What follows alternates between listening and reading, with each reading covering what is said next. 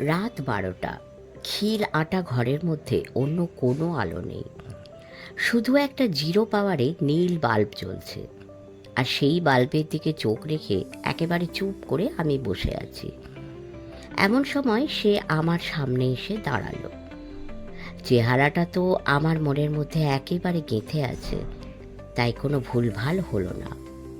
হওয়ার কথাও নয়, দেখবা মাত্র চিনতে পারলুম যে এই সেই লোক। আবলুস কাঠের মতো মিশমিশে কালো শরীর, যেমন রোগা তেমনি ঢ্যাঙা, গায়ে একটা সাদা আলখাল্লা, আর মাথায় সেই চকরা বকরা টুপি। আর চোখ দেখলে মনে হয় যেন চোখ নয়, চোখের কোটরের মধ্যে কেউ জ্বলন্ত 2 টুকরো কয়লা বসিয়ে রেখেছে। মামাবাবু অমন চেহারা একবার দেখলে আর ভোলা যায় না, সারা জীবন মনে থাকে। আমিও দেখবা মাত্র বুঝতে পারলুম যে এ আর কেউ নয়, মোমবাসার সেই। কথাটা শেষ হলো না। গল্পের সূচনাতেই সদানন্দবাবু সেই যে তাঁর দোদুল্যমার পা দুটিকে সোফার উপরে টেনে নিয়ে জোড়াসন হয়ে বসেছিলেন, তারপর আর নিচে পা নামাননি। সেই অবস্থাতেই মাথাটাকে যতটা সম্ভব সামনে ঝুঁকিয়ে ফ্যাসফেসে গলায় বললেন, এ কালীচরণ। ওমু বলল, তাছাড়া আর কে? সেই যে আফ্রিকায় আমার পিছু নিয়েছিল, এখনো আমাকে ছাড়েনি। ভাদুরী মশাই বললেন, কিন্তু ওমু, তুমিই তো বললে যে ঘরে খিল আটা ছিল, তাহলে সে ঘরের মধ্যে ঢুকলো কি করে? সে তো আমিও বুঝতে পারছি না। অথচ ঢুকে যে ছিল তাও তো মিথ্যে নয়। আবার ঘর থেকে যখন বেরিয়ে গেল, তখনও সে যে দরজার খিল খোলেনি, তাও আমার স্পষ্ট মনে আছে। সদানন্দবাবু বললেন, বাবারে, তারা ব্রহ্মময়ী মাগো, যা বলছো তাতে তো গায়ের লোম খাড়া হয়ে যায় হে। অরুণ সান্যাল বললেন, চোখের ভুল, ওই যাকে দৃষ্টি বিভ্রম বলে আর কি। Just go to an eye specialist and get your eyes thoroughly examined. ভালো কোনো স্পেশালিস্টের সঙ্গে জানাশোনা আছে? না থাকে তো বলো, আমি একটা চিঠি লিখে দিচ্ছি। কৌশিক এতক্ষণ চুপ করেছিল। বাবার কথা শুনে বলল, কি যে বলো বাবা, অমু যে একজন চার্টার্ড ইঞ্জিনিয়ার, তার উপরে একটা মাল্টি ন্যাশনাল কনস্ট্রাকশন কোম্পানির পুরো একটা ডিভিশনের কর্তা, সেটা ভুলে যাচ্ছ কেন? ওর কাজ তো পুরো চোখেরই কাজ। গাদা গাদা প্ল্যানের মাইনিউ টেস্ট ডিটেল পর্যন্ত যাকে দেখে দিতে হচ্ছে, যে সব প্ল্যানের যে কোনো একটা ছোট্ট ভুলও নজর এড়িয়ে গেলে একটা ডিজাস্টার হয়ে যাওয়া কিছু বিচিত্র নয়, তা চোখে দোষ থাকলে চলে? ওমো বলল, কৌশিক ঠিক বলেছে মেসমশাই। ডক্টর পট্টনায়কের নাম শুনেছেন নিশ্চয়ই? তা কেন শুনবো না, দিল্লির নামজাদা আই স্পেশালিস্ট। কিন্তু তাঁর অ্যাপয়েন্টমেন্ট পাওয়া তো শুনেছি ভীষণ শক্ত। সারাক্ষণ নাকি ভিড় লেগে আছে। তা লেগে আছে ঠিকই, কিন্তু আমার খুব একটা অসুবিধা হয়নি। আমার কোম্পানি থেকে অ্যাপয়েন্টমেন্ট করে দেওয়া হয়েছিল। তো তিনি খুব যত্ন করে পরীক্ষা করে বললেন, নাথিং রং, কোনো কোথাও কিচ্ছু গণ্ডগোল নেই। মালতী ইতিমধ্যে আরেক রাউন্ড চা পাঠিয়ে দিয়েছিল। পিরিচ থেকে পেয়ালা তুলে তাতে ছোট্ট একটা চুমুক দিলেন ভাদুরী মশাই।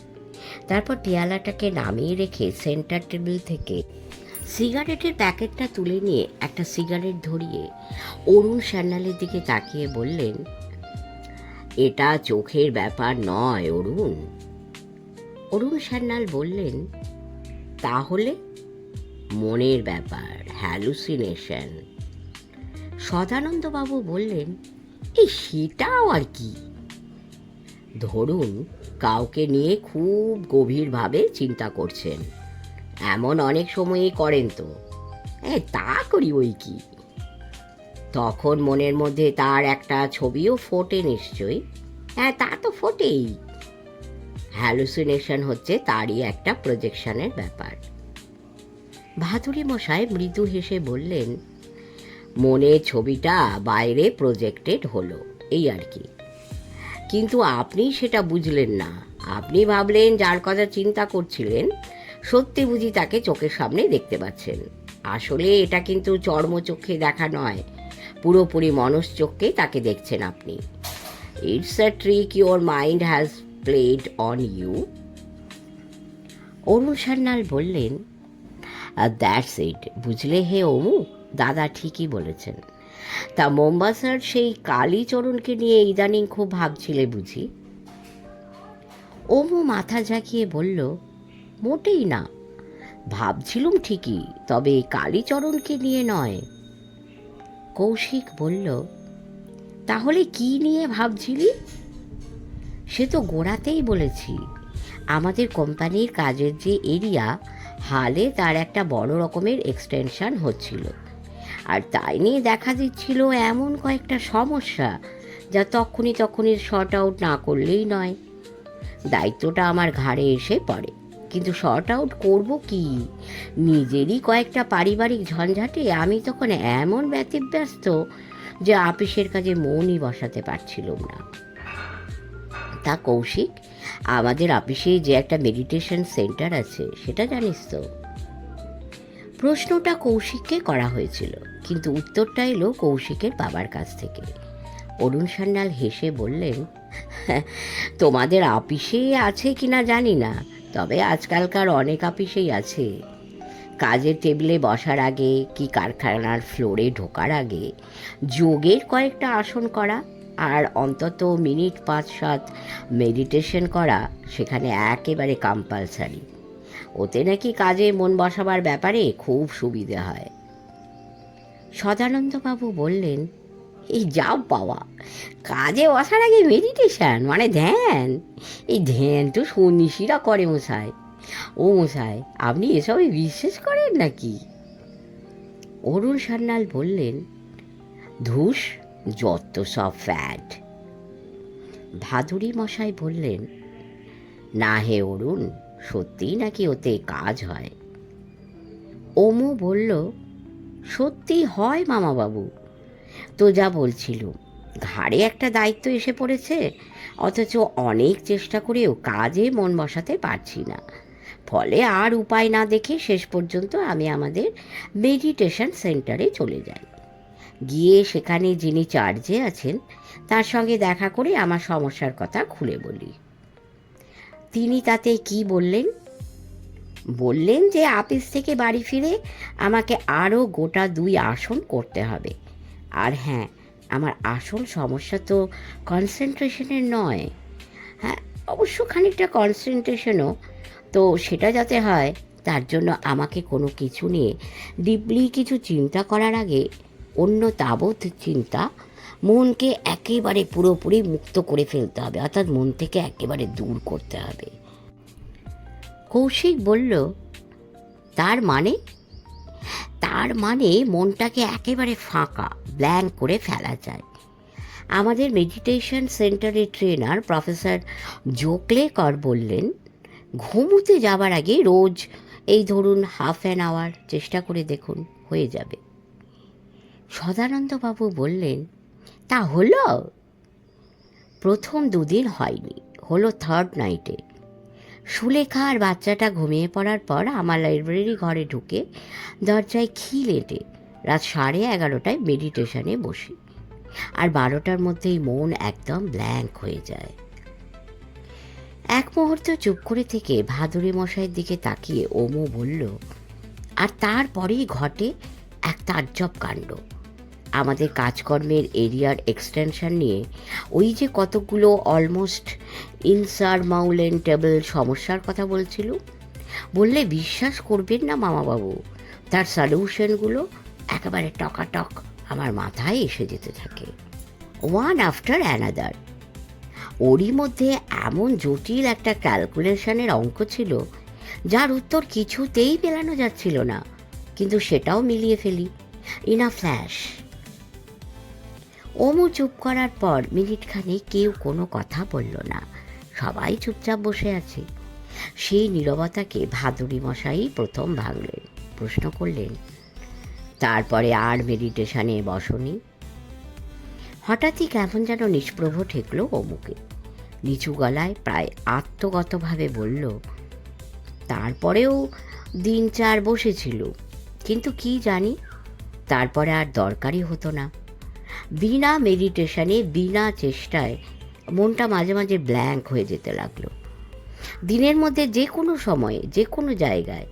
আর তখনই ঘটতো একটা অদ্ভুত ব্যাপার। কি ব্যাপার সেটা বলার আগে বোধহয় জানানো দরকার যে অমু কে। অবশ্য ভাদুরী মশাইয়ের হরেক কাহিনী যারা পড়েছেন, অমু অর্থাৎ অমিতাভকে তাদের না চেনার কথা নয়। অমিতাভ ঘোষ আমাদের কৌশিকের বাল্যবন্ধু। অরুণ সান্যালরা যখন যতীন বাগচি রোডে থাকতেন, কৌশিক আর অমিতাভ তখন একই স্কুলে একই ক্লাসে পড়ত। অমিতাভ পরে শিবপুর থেকে ইঞ্জিনিয়ার হয়ে বেরোয়। চাকরি সূত্রে প্রথম দিকে তাকে আফ্রিকার কিনিয়ায় যেতে হয়েছিল। সেই সময় মোম্বাসা বন্দরে কালীচরণ নামে একটা রহস্যময় লোকের সঙ্গে তার দেখা হয়। লোকটিকে রহস্যময় বলছি এই কারণে যে বিস্তর চেষ্টা করেও তার সম্পর্কে বলতে গেলে প্রায় কিছুই জানা যায়নি। এদিকে অমিতাভ ধারণা কালীচরণ তার পিছু নিয়েছে আর আড়াল থেকে নিয়ন্ত্রণ করে যাচ্ছে তার গোটা জীবন। আড়ালে আছে কালীচরণ, এই বইটি যারা পড়েছেন তারা নিশ্চয়ই এসব কথা জানেন। এখানে যা বলতে চাইছি তা এই যে সেই ঘটনার পরে তো বেশ কিছুকাল কেটে গেছে। তা অমিতাভর ইতিমধ্যে বিশ্বাস জন্মাতে শুরু করেছিল কালীচরণ আর তাকে অনুসরণ করছে না, কিন্তু এখন তার মনে হচ্ছে সেটা ঠিক নয়। কালীচরণ তাকে ছাড়েনি। অমিতাভ জীবনে কিভাবে সে ফের দেখা দিয়েছে তা তো গোড়াতেই বলেছি। এবারে আবার সেই কাহিনীর খেই ধরা যাক।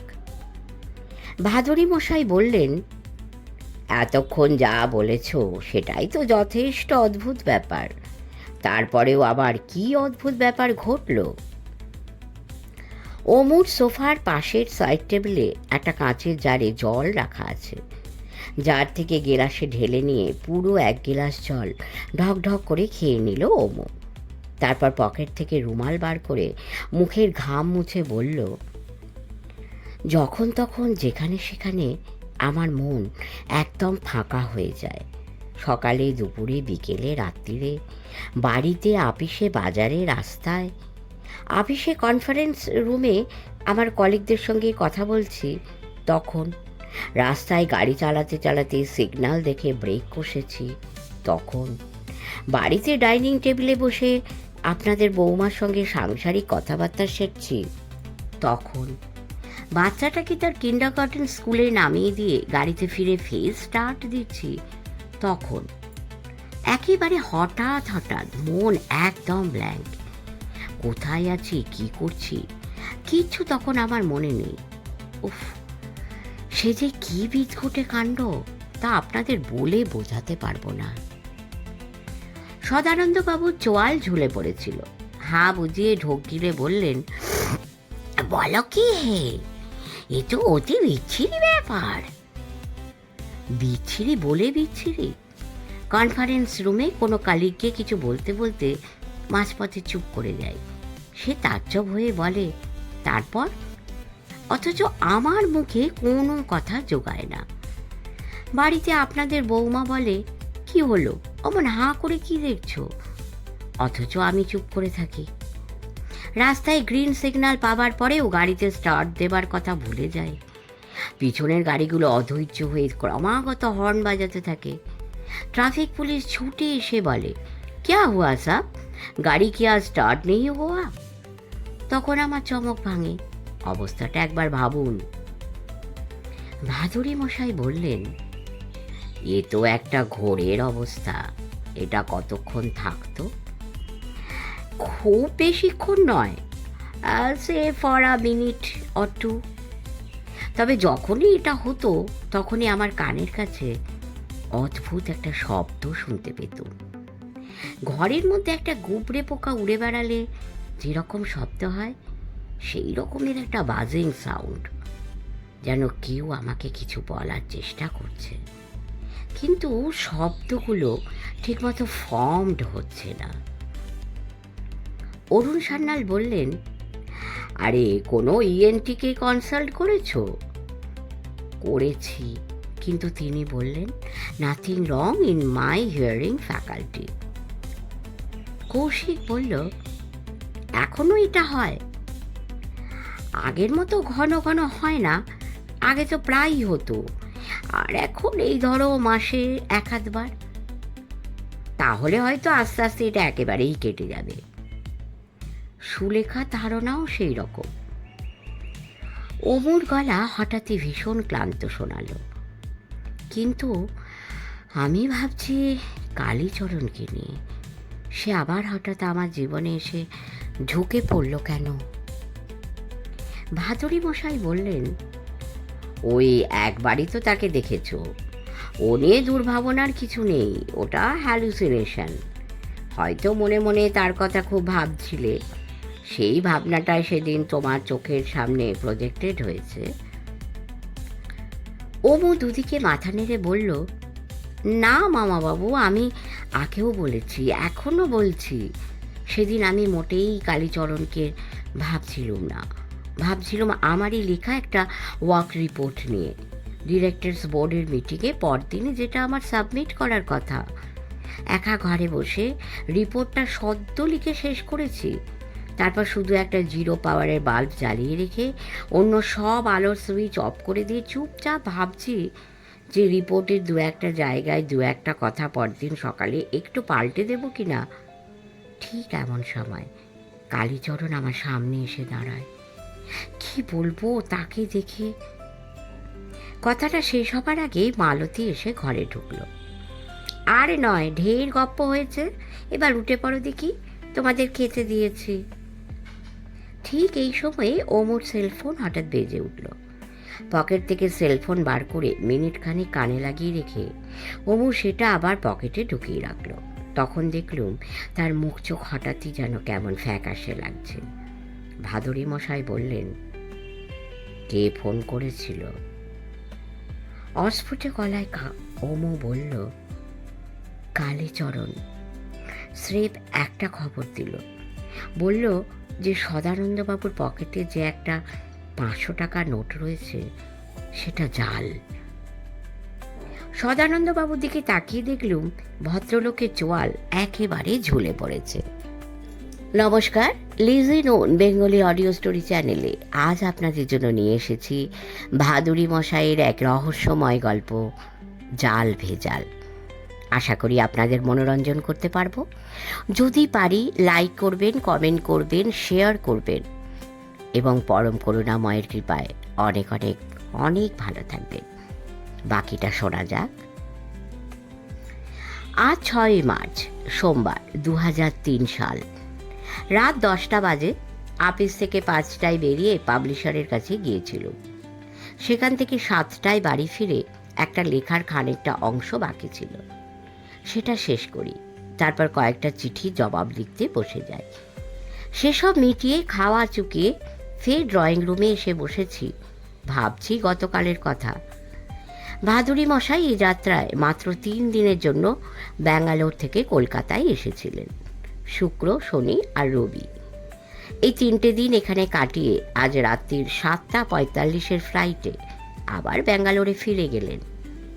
এয়ারপোর্ট থেকে ফোন করে বললেন দিন কয়েক পরে হয়তো আবার তাকে কলকাতায় আসতে হবে। কেন আসতে হবে তা অবশ্য জানালেন না। মনে হচ্ছে সিবিআই অর্থাৎ চারু ভাদুরী ইনভেস্টিগেশনসের কলকাতা অফিসের কোনো কাজ আছে। ওমুও আজ সকালের ফ্লাইটে দিল্লি চলে গেল। ওমু কাজ করে তাদের কোম্পানির হেড অফিসে।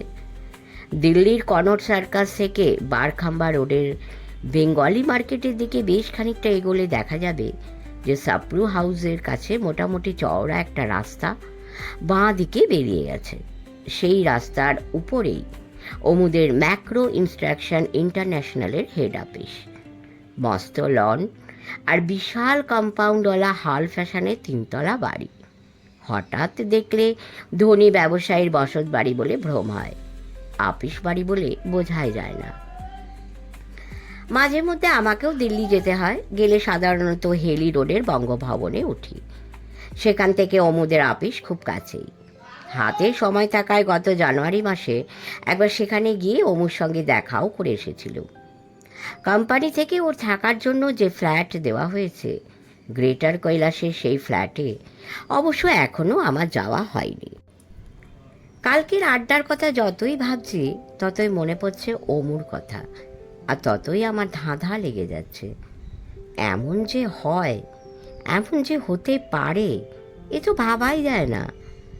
কালীচরণকে একটা খিল আটা ঘরের মধ্যে রাত 12টায় দেখতে পাওয়ার ব্যাপারটাকে না হয় হ্যালুসিনেশন বলে মেনে নেওয়া গেল, আর ওই মেডিটেশনের সাহায্যে মনন শক্তি বাড়িয়ে নেওয়ারও একটা ব্যাখ্যা হয়তো থাকাই সম্ভব। কিন্তু আমরা খেতে বসার ঠিক আগের মুহূর্তে অমুর সেলফোনে ওই যে একটা খবর এলো, ওর কি ব্যাখ্যা? যেই খবর দিক, সে জানলো কি করে যে সদানন্দবাবুর পাঞ্জাবির পকেটে সত্যি একটা 500 টাকার নোট রয়েছে, আর সেই নোটটা জাল? কালীচরণ আবার এইভাবে অমুর জীবনে ফিরেই বা এলো কেন? অমুর কথা যতটুকু যা জানি তাতে অবশ্যই এটা মানতে হবে যে ছেলেটার কোনো অনিষ্ট সে আজ পর্যন্ত করেনি, বরং অমুই তার ক্ষতি করেছিল। মোম্বাসার একটা রেস্তোরাঁয় জনা কয় বন্ধুর সঙ্গে বসে যখন অমু কফি খাচ্ছিল, তখনই সে কালীচরণকে প্রথম দেখতে পায়। মিশকালো রোগা ঢ্যাঙা লোকটা তখন সেই রেস্তোরাঁর আর একদিকে বসে জনা কয় শ্বেতাঙ্গ টেলিফিল্ম অলার হাত দেখে তাদের ভবিষ্যৎ বলে দিচ্ছিল। অমুর মনে হয়েছিল লোকটা ঠগ, ফরচুন টেলিংয়ের ভাওতা মেরে বিদেশিদের ঠকাচ্ছে। নিচু গলায় কথাটা সে বলেও ছিল, কিন্তু অনেক দূরে বসেও লোকটা সে কথা শুনতে পেয়ে যায়। অমুদের টেবিলের সামনে এসে সে বলে, অমু তার ক্ষতি করছে বটে, কিন্তু তাই বলে অমুর কোনো ক্ষতি করার ইচ্ছে তার নেই। তবে হ্যাঁ, অমুকে সে আর মোম্বাসায় থাকতে দেবে না।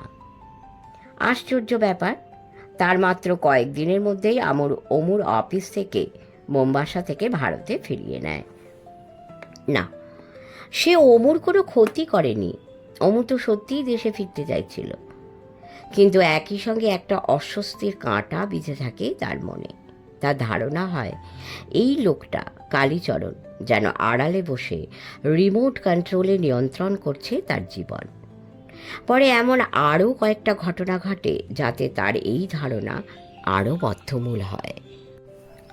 কিন্তু সে তো আজকের কথা নয়, বেশ কিছুদিন আগের ঘটনা। মাঝখানে 4 বছর কেটে গেছে। এর মধ্যে অমু বিয়ে করেছে, একটা ছেলেও হয়েছে তার। সেই ছেলের বয়স এখন 3 বছর। ছেলের নাম শুনলাম অরুণাভ, ডাকনাম রুনু। গত জানুয়ারি মাসে যখন দিল্লিতে যায় তখন গ্রেটার কৈলাসে যাওয়া হয়নি বলে রুনুকে আমার দেখাও হয়নি। তাকে নাকি এরই মধ্যে কিন্ডারগার্টেনে ভর্তি করে দেওয়া হয়েছে।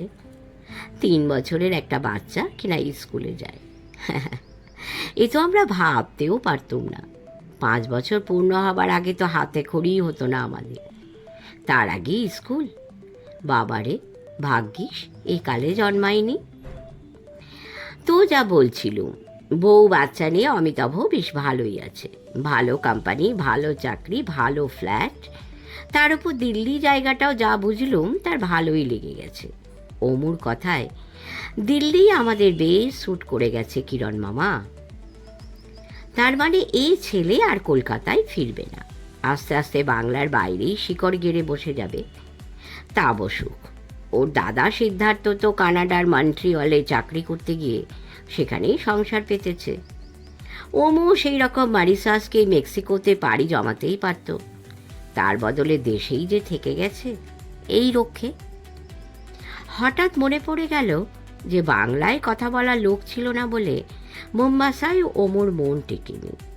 কিন্তু দিল্লিতে সেই সমস্যা থাকার কথা নয়।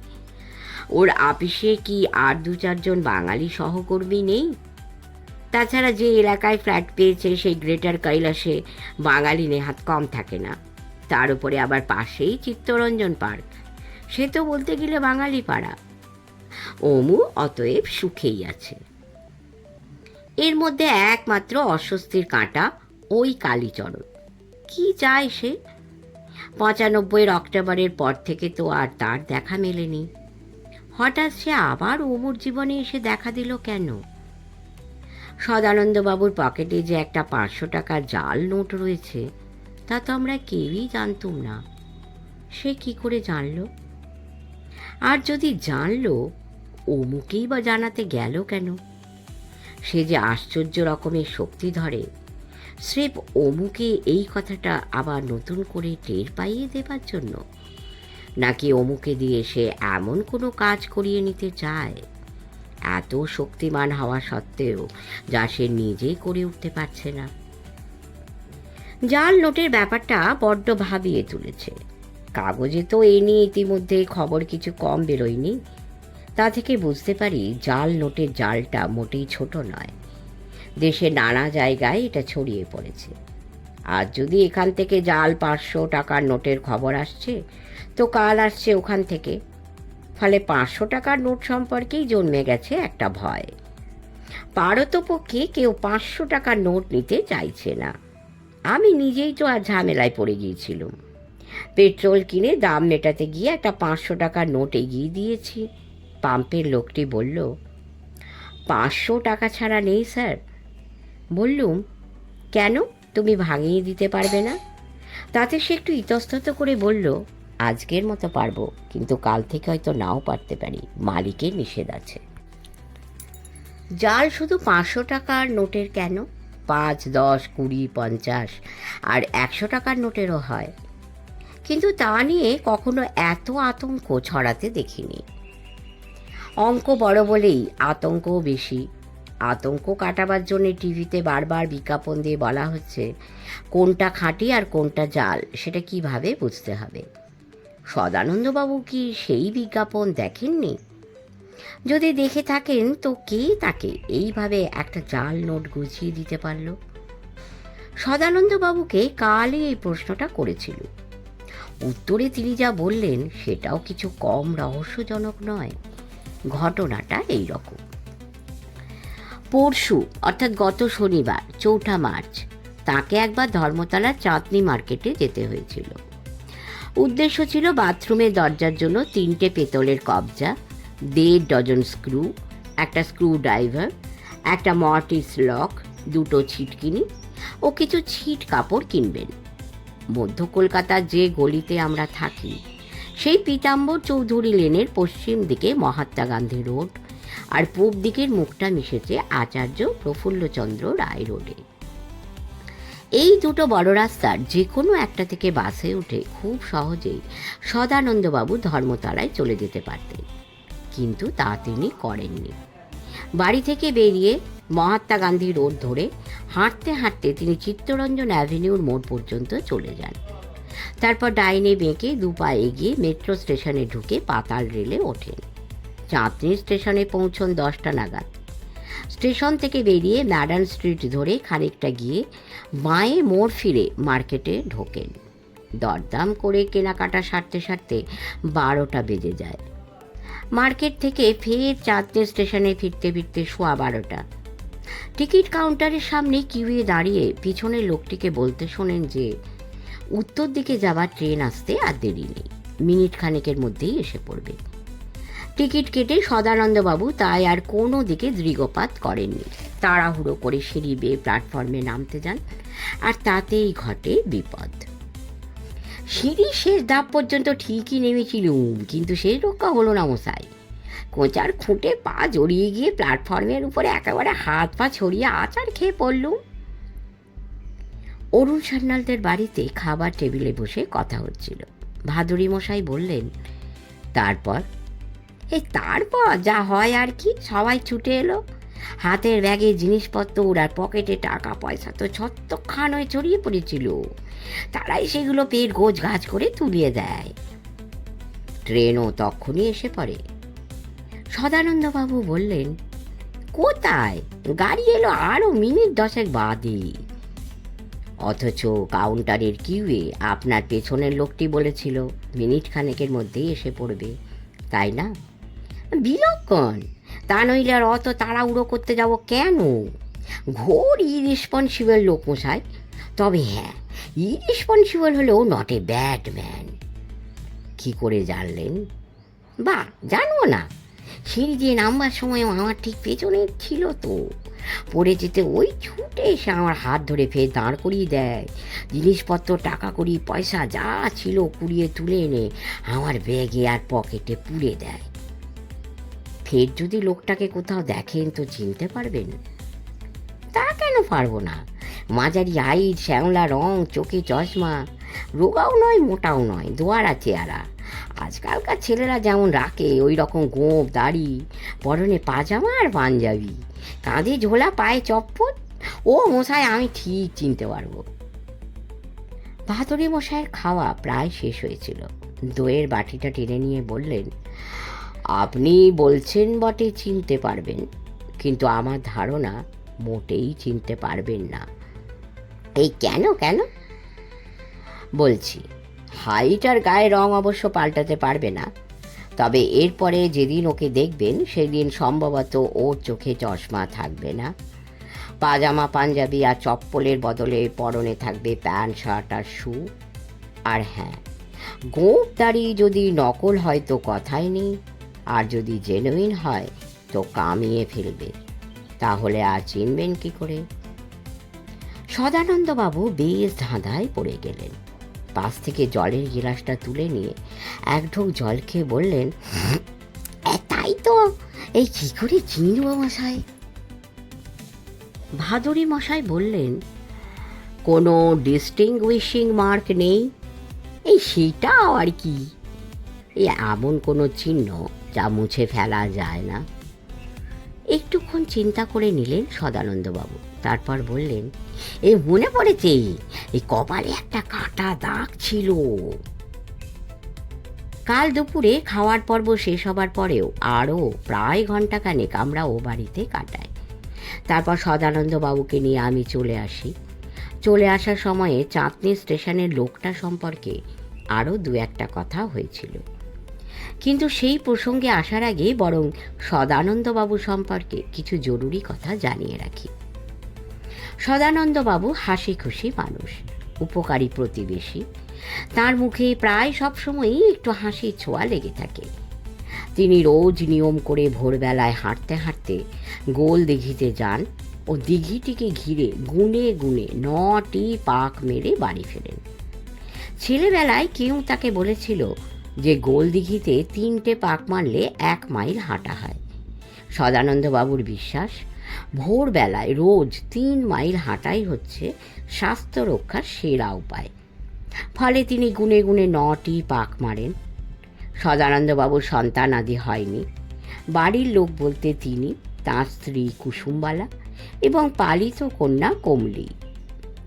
জেঙ্কিন্স অ্যান্ড জেঙ্কিন্স কোম্পানির শিপিং ডিপার্টমেন্টে চাকরির থেকে যথাসময়ে রিটায়ার করেছেন। পেনশনের টাকা মাসে মাসে তার ব্যাংক অ্যাকাউন্টে জমা পড়ে এবং তাতেই তার সংসার খরচা দিব্যি চলে যায়। উপরন্তু বাড়িটি নিজের পৈতৃক সম্পত্তিও কোম্পানির, ফলে তাকে বেশ সচ্ছল ও সুখী মানুষই বলা যায়। ইদানিং অবশ্য সচ্ছল বললেও সুখী বলা যাচ্ছে না। গত কয়েকদিন ধরেই দেখছি যে ভদ্রলোকের ভুরু প্রায় সবসময়ই একটু কুঁচকে থাকে, মুখের হাসিও উধাও। মনে হচ্ছিল কোনো একটা ব্যাপার নিয়ে ভদ্রলোক একটু চিন্তায় পড়ে গেছে। আমার স্ত্রী বাসন্তী মাঝে মাঝেই ও বাড়ি যায়। তাকে জিজ্ঞেস করে জানা গেল যে ব্যাপার নেহাত একটা নয়, 3টে। প্রথম ব্যাপার, কুসুমবালার বাত ব্যাধির প্রকোপ হালে হঠাৎ বেড়ে গেছে। দ্বিতীয় ব্যাপার, দিন 3 আগে জানালা দিয়ে হঠাৎ কুসুমবালার ঘরে একটা ঢিল এসে পড়ে।